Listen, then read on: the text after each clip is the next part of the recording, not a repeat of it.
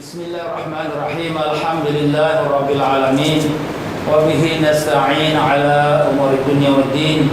Allahumma salli wa sallim wa barik ala habibir rahman wa sayyidil akwan al-hadir ma'a man salla alaihi fi kulli zaman wa makan wa ala alihi wa sahbihi wa tabi'ihi bi ihsan.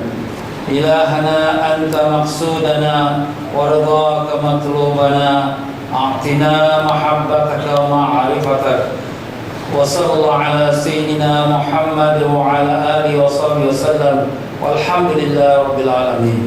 Alhamdulillah para jemaah sekalian, menyambung kembali kita dalam kitab yang Kurnia Rabbani Limpahan Rahmani yang disusun oleh Sidi Syekh Abdul Qadir Al-Jilani Qaddasallahu Sirrahul Aziz. Ya, dalam pelajaran kita minggu lepas saya tak dapat hadirkan diri kerana perkara yang tak dapat dielakkan, dan Alhamdulillah telah dapat kita manfaatnya daripada pengisian oleh Ustaz Hasan Saiful Rizal. Dan pada malam ini kita menyambung dalam kitab kita, iaitu di muka surat yang ke-40.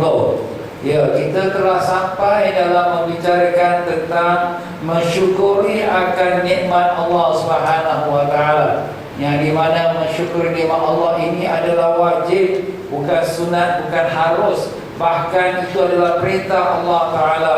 Sebagaimana Allah Subhanahu wa taala telah membicarakan, yaitu kalau sekiranya kita bersyukur kepada Allah, la in syakartum la azidannakum wa la in kafartum inna 'adzabi lasyadid. Kalau kamu bersyukur dengan nikmat aku, akan kutambahkan lagi kepada kamu, dan kalau kamu kufur dengan nikmat aku, maka ingatlah azab aku sangat pedih. Sesuatu perkara yang diberi ancaman dengan azab menunjukkan perkara itu adalah dilarang, maka mengkufuri nikmat Allah adalah dilarang. Maka dengan itu mensyukuri nikmat Allah adalah satu perintah kewajipan kita. Nah, kita telah mengatakan tidak ada satu pun daripada apa yang kita nikmati saat ini maupun yang kita tahu, yang kita tidak tahu, melainkan semuanya itu adalah daripada nikmat Allah Subhanahu wa taala yang wajib kita syukuri, walaupun datangnya daripada berbagai cara dan sumber atau sesiapa, tetapi itu semua adalah merupakan sunnatullah yang Allah Ta'ala lakukan terhadap hamba-Nya. Tetapi sumbernya asal yang dikehendaki, yang menetapkan takdir dan ketentuan itu adalah daripada Allah Subhanahu wa taala. Maka dengan itu, nikmat-nikmat Allah itu jangan kita lakukan perkara yang mengingkari perintah Allah, jangan kita lakukan perkara yang mendatangkan dosa kita kepada Allah Subhanahu wa taala. Menyambung dari kata-kata kita itu di muka surat yang ke-40 di bawah sekali, berkata Sidi Syekh Abdul Qadir Al-Jilani Qaddasallahu Sirrahul Aziz, semoga Allah muliakan rohnya dan semoga Allah manfaatkan ilmunya kepada kita dunia dan akhirat, amin. Katanya, wahai ghulam, engkau perlu kepada warak dalam khalwatmu yang boleh mengeluarkan kamu daripada melakukan maksiat dan kesalahan. Kita perlu bersifat warak dalam khalwat kita. Apa maknanya? Khalwat itu maknanya bila kita bersendirian, bila kita bersunyi-sunyian, tidak ada sesiapa yang bersama kita. Tapi jangan lupa, yang ada bersama kita ialah Allah Ta'ala. Maka hendaklah kita bersifat warak, bersifat bimbang dan khawatir, takut akan kita melanggar larangan-larangan Allah dan mengabaikan perintah Allah. Supaya apa? Supaya kita tidak melakukan dosa dan maksiat. Kerana kebiasaannya manusia, bila dia berada di hadapan orang ramai, dia malu kepada orang, bukan kerana malu pada Allah, tapi malu kepada manusia. Sebab itu dia meninggalkan dosa dan maksiat. Tetapi apabila dia seorang diri, maka nafsunya bermaharajalela, maka di saat itulah kita dapat kita tentukan apakah benar-benar dia takut kepada Allah ataupun tidak. Maka apakah cara yang dapat melepaskan dia daripada dosa dan maksiat? Ialah bersifat warak, bersifat dia sentiasa berjaga-jaga bahawa Allah bersama dia dan melihat perbuatan dia dan menyaksikan kelakuannya.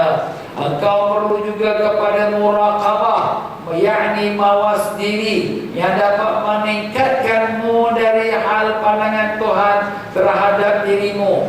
Engkau sungguh perlu, tidak ada jalan lain, adanya ingatan seperti itu dalam khalwatmu.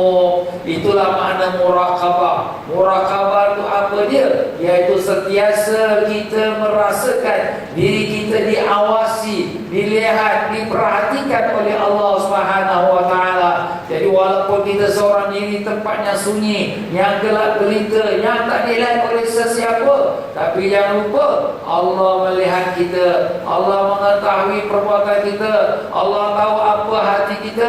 Inilah satu caranya untuk kita melepaskan diri kita daripada dikuasai oleh nafsu kita yang jahat. Kemudian engkau juga perlu untuk melawan tuntutan jiwa, hawa nafsu dan syaitan. Sebenarnya hawa nafsu ni dia bukan boleh tunduk dengan kita dengan mudah, tidak. Hawa nafsu ni dia sentiasa menuntut, mengajak,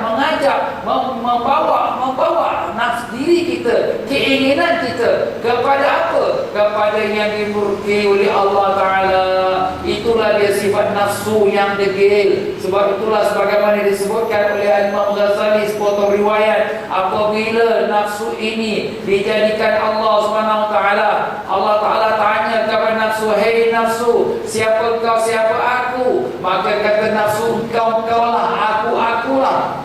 Maka Allah Taala rendamkan dia dalam api neraka beberapa puluh ribu tahun lamanya. Dan kemudian Allah keluarkan lagi, "Hei nafsu, siapa kau, siapa aku?" Maka dia kata, "Engkau lah, akulah." Masya Allah, degil betul, keras betul nafsu ni. Kemudian Allah laparkan dia, ketulurkan dia, sampai dah dia berlonglai, dah tak berdaya lagi, dah keletih dah. Maka Allah bertanya, "Hai nafsu, siapa kau, siapa aku?" Barulah nafsu itu berkata, "Engkaulah Tuhan, akulah hamba." Masya Allah, ini kelebihannya berlapar, ini kelebihannya berpuasa untuk menundukkan nafsu kita. Maka dengan sebab itulah di sini, apabila kita berseorangan diri, kita jangan ingat bahawa kita sudah terlepas daripada tuntunan nafsu. Tidak. Bahkan nafsu itu akan ajak kita, mari itu, mari ini. Kerana dia akan sentiasa bawa kita pada kemurkaan Allah. Maka di sini apalagi dengan alat-alat moden. Tak perlu kalau zaman dulu nak pergi tengok wayang, nak beratur beli tiket. Kalau sekira zaman sekarang tak perlu nak beratur beli tiket. Dalam rumah pun dah ada panggung wayang, dalam handphone pun dah ada panggung wayang dah. Maka semua itu boleh didapatkan dengan sekelip mata sahaja. Maka dengan sebab itulah di sini bagi kita orang beriman hendaklah berwaspada. Kita terus berjihad menentang akan kehendak dan tuntutan nafsu kita dan syaitan. Kebanyakan orang umum binasa kerana kesalahan-kesalahan yang dilakukannya. Ini bagi orang awam, orang publik, dia membuat perkara berdosa, minum arak, berjudi, berzina. Ini mereka binasalah mereka dengan dosa-dosa mereka. Tetapi kebanyakan orang yang zuhud, orang yang tidak mau dunia, binasa disebabkan hawa nafsunya. Depan orang dia pakai baju pun bertampal, dia hidup berumah, pokok rumah atap saja pun bocor hari hujan. Tak ada apa pun dalam hidup dia lebih daripada kebesaran dunia. Tapi masih lagi boleh binasa dengan apa? Dengan hawa nafsu.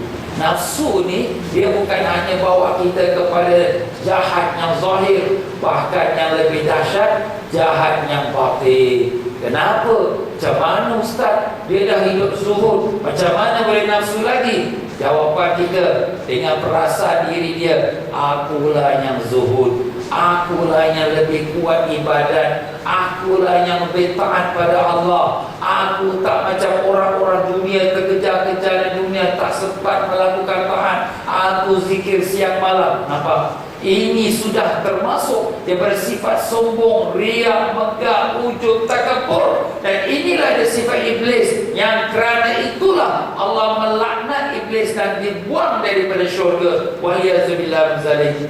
Awas kita daripada hawa nafsu.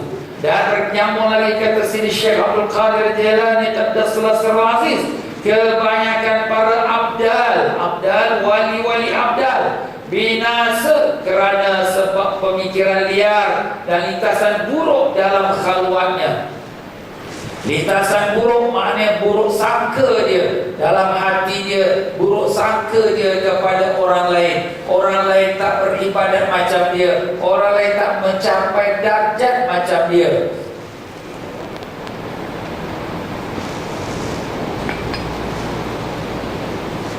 Sebab itu orang-orang yang beribadat ini, jangan kita ingat bahawa dengan dia mendapat keistimewaan atau kita katakan karamah, itu adalah baik untuk dia. Pada satu segi zahir dia baik, tapi pada segi satu perkara yang batin pula, dia adalah merupakan cubaan Allah. Kenapa? Sebab bila dia sudah ada kelebihan, dia pun rasa aku ibadat dan Tuhan terima. Aku yang amalan sudah meningkat, aku darjat sudah naik, aku sudah jadi wali Allah. Inilah dia perasaan-perasaan yang merosakkan para wali-wali itu. Sebab itu para wali-wali ini, kalau mereka terasa diri mereka sudah diangkat Allah dengan darjat tinggi, cepat mereka meletakkan diri mereka, mengenyahkan diri mereka, meletak tempatnya hina sekali. Seperti mana iaitu sini Syekh Bahabuddin Nasyabandi Qaddasallahu Sirrul Aziz. Beliau ini selama 12 tahun, walaupun sudah bergelar dengan Sultan Aulia, Sultan sekalian wali-wali, tapi apa kerjanya? Kerjanya ialah pembersih jamban madrasah.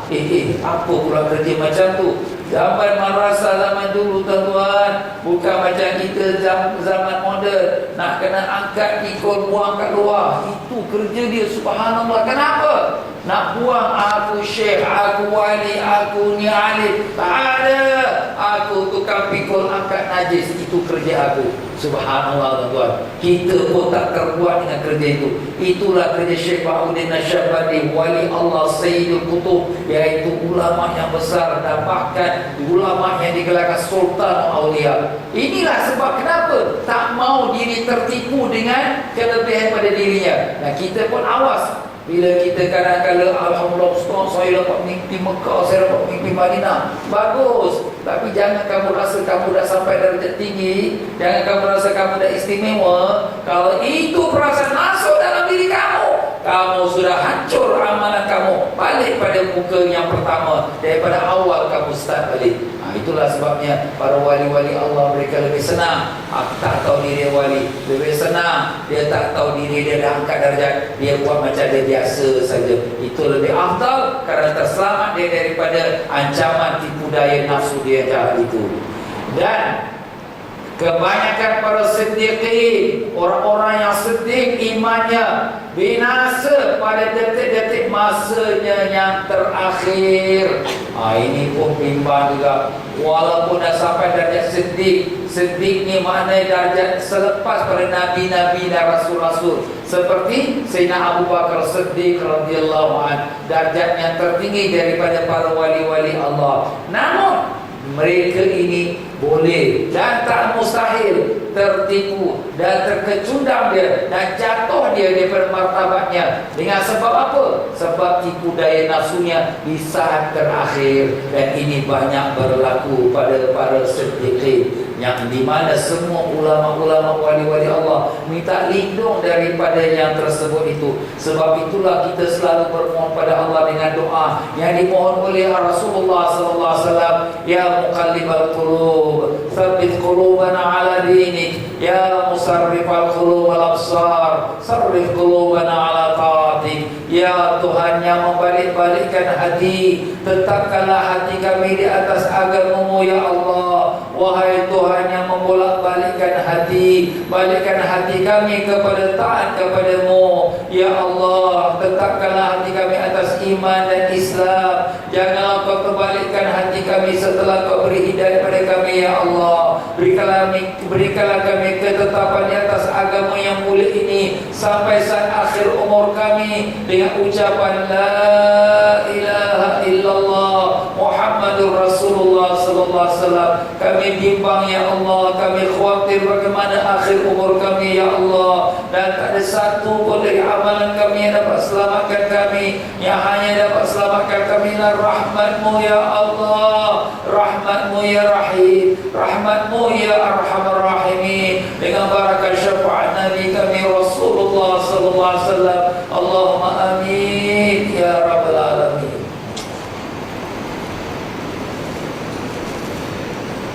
Kenapa semua itu berlaku? Kerana mereka syukur untuk membetulkan hati mereka, kerana mereka tidur di pintu kerajaan.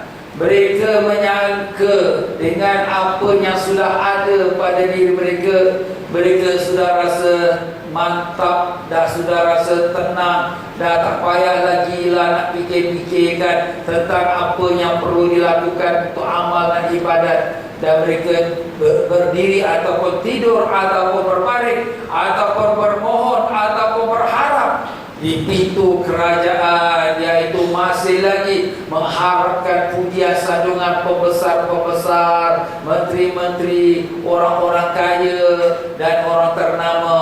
Inilah kebanyakan orang-orang yang tergelincir daripada jalan yang benar. Sebab itulah ni muslimin muslimat rahimakumullah, walau apapun yang telah Allah beri kepada kita, jangan sama sekali kita merasakan kelebihan pada diri kita, dan jangan sama sekali kita merasakan kita sudah sampai sesuatu makam yang mulia. Bahkan sentiasa kita meletakkan diri kita, akulah orang yang paling baik dosa, akulah orang paling jahat, akulah orang yang paling tak guna, akulah orang yang tertipu, akulah orang munafik. Depan manusia saja seperti orang baik, tapi di belakang mereka akulah orang yang maksiat pada Allah. Ini perasaan dapat menyangkal atau menolak sekalian tipu daya nafsu kita.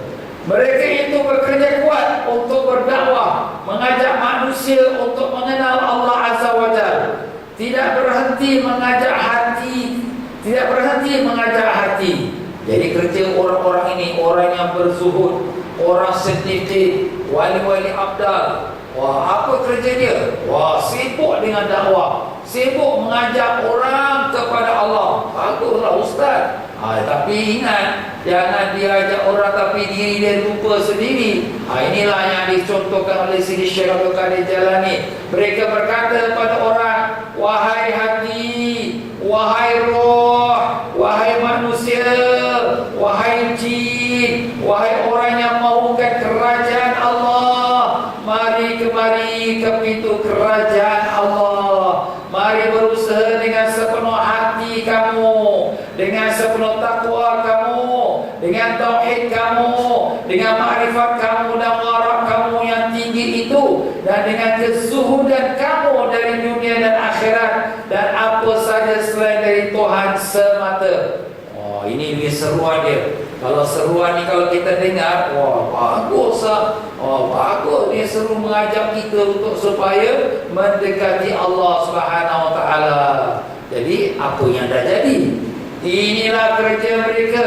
Ingatan mereka ialah hanya untuk membetulkan manusia, dan semangat mereka pula memenuhi langit dan bumi, dan dari kaki arasy hingga ke perut bumi. Inilah semangat dia, nak betulkan orang, nak ajak orang pergi kepada jalan Allah, nak supaya orang yang sesat dibawa kepada jalan yang benar. Bagus. Semangat dia penuh, seibarat seperti sepenuh langit dan bumi. Tapi dia lupa pada diri dia sendiri. Dia lupa diri dia, yang dia itulah yang orang yang sepatutnya, yang paling pentingnya untuk membawa diri dekat kepada Allah. Kenapa dia boleh tertipu? Kerana dia sangka dia sudah cukup, kerana dia sangka dia sudah sampai, kerana dia sangka dia sudah tak ada apa lagi yang nak diusahakan, semua sudah komplit. Inilah dia tertipu dia dengan dirinya sendiri. Sebab itulah di sini jangan sampai kita meniru orang tapi diri kita terlupa. Habis kalau itu ustaz kita tak boleh dakwah boleh, meniru orang boleh, tapi dalam masa sama kita juga jaga diri kita. Jangan kita tersangka, oh aku dah wali, aku dah siapa, aku dah belajar, aku dah tasawuf, aku dah zikir, aku ustaz dah ajar. Jangan sampai kita diperbodohkan dan dipermainkan oleh nafsu yang jahat itu. Begitulah kata Sayyidi Syekh Abdul Qadir Jalani Qaddasallahu sirruhu aziz dalam kita mensyukuri nikmat Allah Subhanahu wa taala.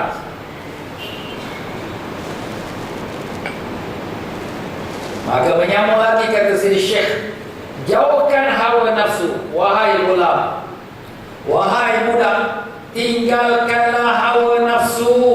Jadikan dirimu umpama sekeping tanah yang diinjak-injak oleh tapak kaki orang, semacam tanah di bawah kaki mereka.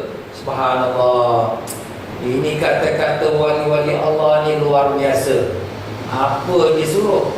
Jadikan diri kamu seperti tanah. Tanah yang mana? Tanah orang pijak, orang rudak, orang kentutkan dia, orang najiskan dia, semua sampah-sampah sarap dilimpah pada dia. Jadilah kamu seperti tanah itu.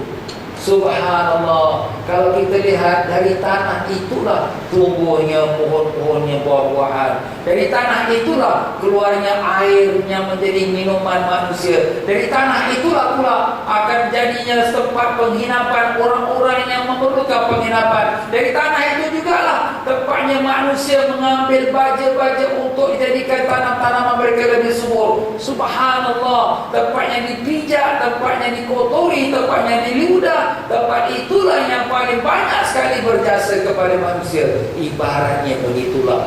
Apabila seseorang itu nak mendekatkan diri pada Allah, nak mendapatkan marifat pada Allah, nak mendapatkan orang yang dekat, yang suci hatinya, dia merelakan dirinya. Biar orang kata, biar orang hina, tak apalah. Sebab apa? Sebab memang padan pemuka aku macam tu. Memang aku berdosa, memang aku orang kotor, memang aku orang hina. Subhanallah tuan-tuan. Siapa boleh buat macam ni? Tapi wali-wali Allah memang itulah sifat mereka. Pernah seorang wali Allah, Malik bin Dinar rahimahullah ta'ala, sedang dia tawaf keliling Kaabah, satu orang perempuan pun panggil, wahai orang yang munafik, wahai orang yang riak. Malik bin Dinar pun menulis kepada perempuan itu dan berkata, terima kasihlah wahai wanita yang telah ingatkan nama aku yang sebenarnya. Subhanallah. Padahal ini wali Allah, ulama besar, Malik bin Dinar, semua orang kenal dia. Tapi bila perempuan dipanggil munafik, perempuan dipanggil orang riak, dia terima kasih pula. Kerana dia pun meletakkan diri, akulah orang munafik, akulah orang riak.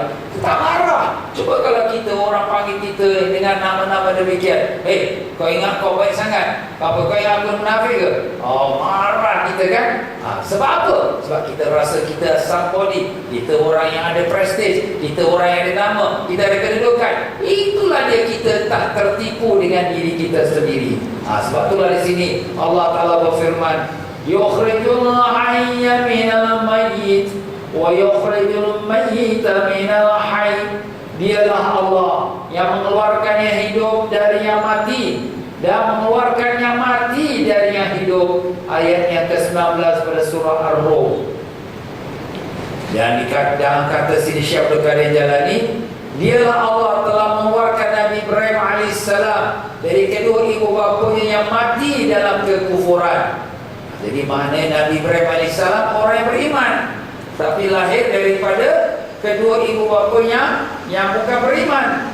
Ini pun ada khilaf juga, ada sebagian ulama kata tidak, dia ibu bapanya beriman. Tapi dalam zahirnya ada sebagian ulama mengatakan mereka berdua ialah kufur, iaitu mak bapanya Nabi Ibrahim.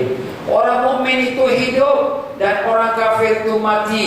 Orang yang mengesahkan Allah itu hidup dan orang musyrik itu malah mati. Sebab itulah Allah Ta'ala telah mengatakan pada setengah-setengah bicaranya, makhluk yang pertama-tama mati ialah iblis, yakni dia telah menderhakaiku, lalu dia mati lantaran maksiatnya terhadapku itu. Apa maksudnya? Jadi di sini bila Allah SWT mengatakan mengeluarkan yang hidup dan yang mati, kita ni daripada asal kejahilan kita, yang di mana dengan kejahilan kita ibarat seperti kita mati, kita tak mengenal Allah, tetapi Allah hidupkan kita dengan dengan iman, dengan takwa, dengan ma'rifat, barulah kita menjadi orang yang hidup.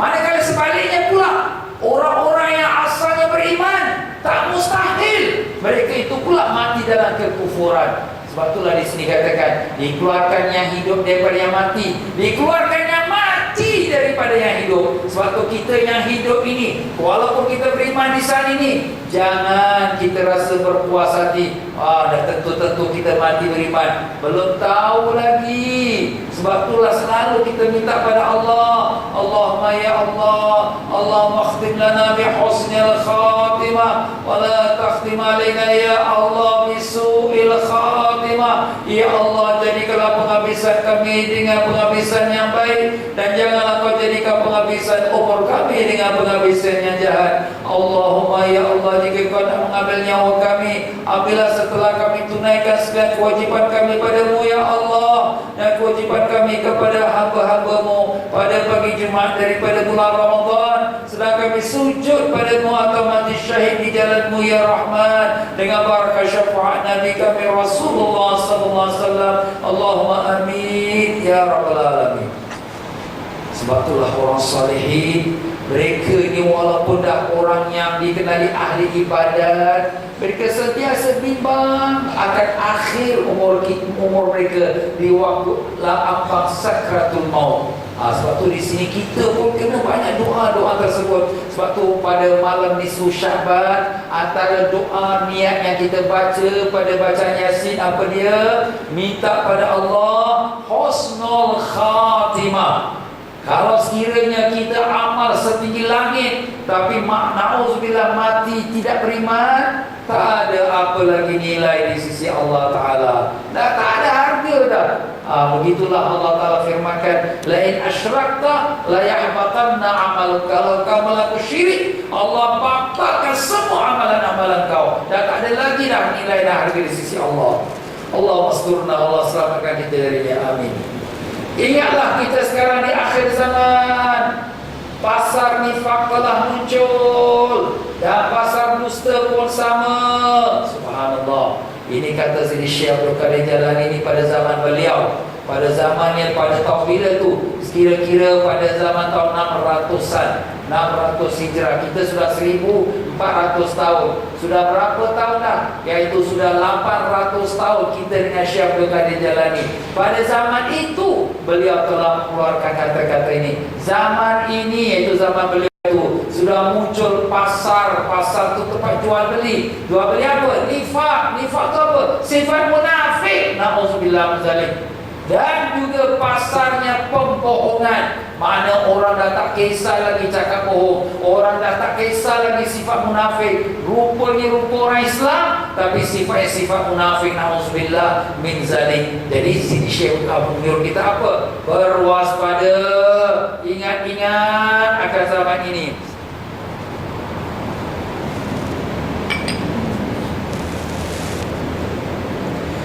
Oleh itu, awas kamu, jangan sampai kamu duduk-duduk dengan orang-orang munafik, dengan para pendusta yang dajjal. Celaka engkau. Engkau tidak sedar bahawa jiwamu telah menjadi munafik, pendusta, kafir, penderhaka dan musyrik. Sini Syekh telah mengatakan di sini, awas, jangan kamu duduk-duduk dengan orang-orang munafik, orang pendusta. Kita duk fikir, siapa yang kawan munafik, siapa kawan pendusta. Jangan duk tanya siapa-siapa. Diri kau tu lah sendiri. Engkau tu yang munafik, engkau tu yang pendusta. Nampak tuan-tuan? Kalau kita duk sangka-sangka orang, itu dah sangka buruk, berdosa haram. Kalau ustaz dia cakap lain buat lain, itu antara dia dengan Allah. Itu urusan Allah, bukan urusan kita. Yang nak pergi cop dia munafik, yang nak pergi cop dia pendusta. Itu kalau dia munafik pendusta, yang hukum dia pun Allah Ta'ala yang hukum, bukan kita.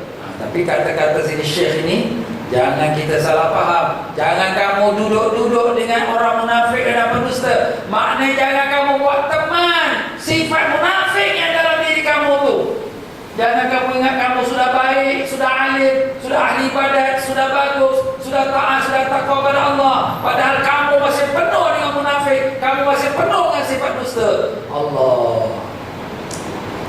hamba ya Allah, ya Tuhan kami. Kami mengaku kelemahan diri kami ya Allah. Kami tahu kamilah hamba yang banyak melakukan dosa.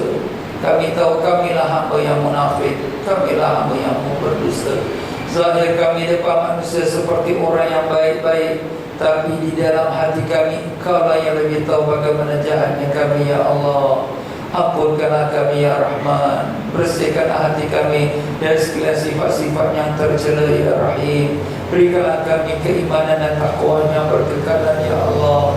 Tolonglah kami, bantulah kami. Kalau Kau tak tolong kami, siapa lagi akan tolong kami ya Allah? Tak ada penolong bagi kami melainkan Engkau.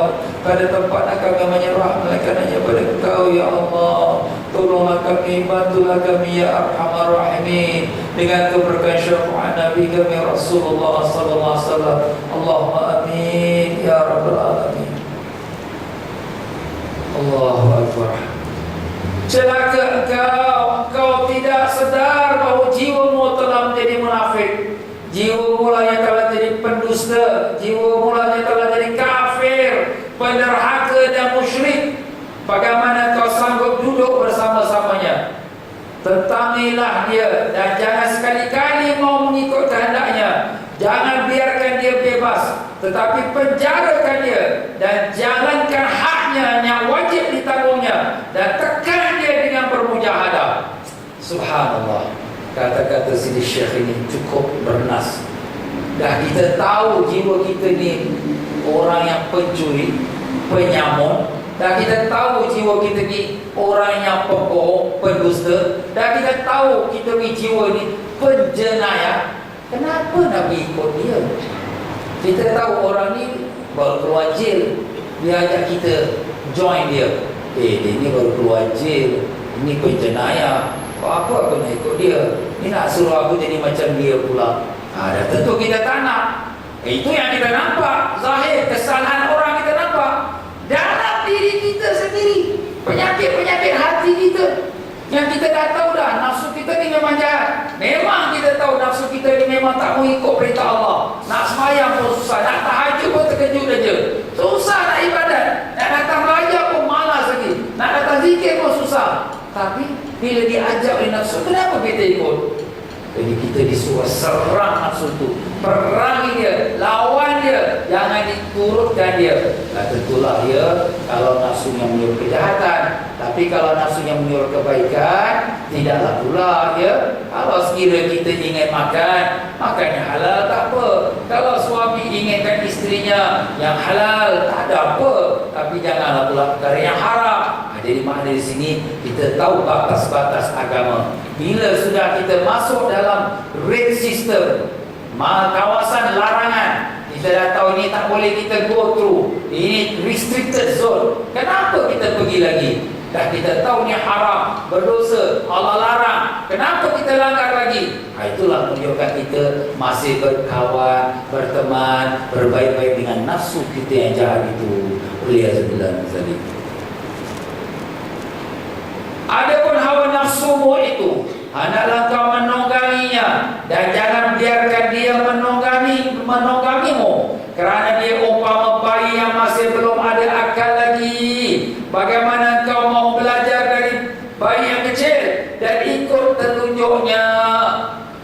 Inilah hakikat nafsu. Nafsu ni seperti bayi. Bayi ni apa dia tuan-tuan? Semua dia nak, dia minta. Tak dapat, dia menangis. Apabila dia menangis, mak dia pun okey. Mak dia pujuk-pujuk, ambil, bagi. Anak susu ni susu. Ini mainan. Nampak? Dipujuk, diberi supaya dia diam. Itulah dia nafsu kita. Selagi dia tak dapat, dia akan pujuk kita, dia akan tarik kita, dia akan menangis, dia akan meraup. Marilah, buatlah macam ni. Tapi kita nak ikut siapa? Ikut bayi. Ini budak ni, bapa pernah ikut dia, bukan dia berakal lagi. Nampak? Jadi orang yang berakal dia tidak akan ikut hawa nafsunya. Kalau itu kehendak nafsu tapi dilarang oleh Allah, tak adalah ma'assalamah, selamat tinggal. Sebab tu di sini kita kena ada ketegasan terhadap nafsu kita. Jangan kita nafsu jahat dia, nafsu ni suruh aku buat yang tak baik. Tapi bila kita dah seorang diri, ikut juga lemah nafsu. Kenapalah kita? Sebabnya apa? Sebab kita punya iman kita lemah. Kenapa iman kita lemah? Sebab kita kurang zikrullah. Kenapa kita kurang zikrullah? Kerana kita malas berzikir. Sebab itu disuruh banyak berzikir dan banyak berselawat kepada Nabi kita sallallahu alaihi wasallam. Allahumma shalli wa sallim wa barik alaihi wa ala alihi. Jadi bila kita banyak berzikir, banyak berselawat, maka dia akan menambahkan iman kita dan dia akan melemahkan kejahatan nafsu yang jahat itu. Ada pun syaitan itu, bukankah dia itu musuh kamu dan musuh bapa kamu Adam alaihissalam? Bagaimana sampai engkau mau bertenang kepadanya dan kau mengikut petunjuknya, padahal di antaramu dengannya ada tuntutan, darah dan permusuhan yang lama, yang patut engkau tidak merasa selamat bila ada bersamanya, kerana dia telah meracuni bapamu dan ibumu. Ini sebenarnya syaitan. Siapa syaitan? Kenapa kita nak ikut syaitan? Syaitan ni sebenarnya dia musuh kita. Dialah yang telah memporak-perandakan datuk kita, bapa kita yang pertama Adam dan Hawa sampai dibuang daripada syurga. Dialah yang telah menyebabkan anak Adam yang pertama dibunuh oleh abangnya sendiri. Kenapa? Kerana pujuk rayunya syaitan. Jadi makna di sini syaitan adalah merupakan orang yang mempunyai rekod jenayah, membunuh dan merekod jenayah yang patut kita tuntut, yang patut kita musuhinya. Tapi bukannya kita musuhnya syaitan, kita jadi kawan dia pula, ikut kehendak dia, ikut bisikan dia. Tak boleh. Kita mesti jadikan syaitan itu musuh kita. Wattakhadhu syaitana, sebagaimana Allah SWT mengatakan, inna syaitana lakum aduun fattakhadhu aduwa. Suatu syaitan bagi kamu adalah musuh, ambil dia sebagai musuh, jangan ambil sebagai kawan. Subhanallah, teman-teman.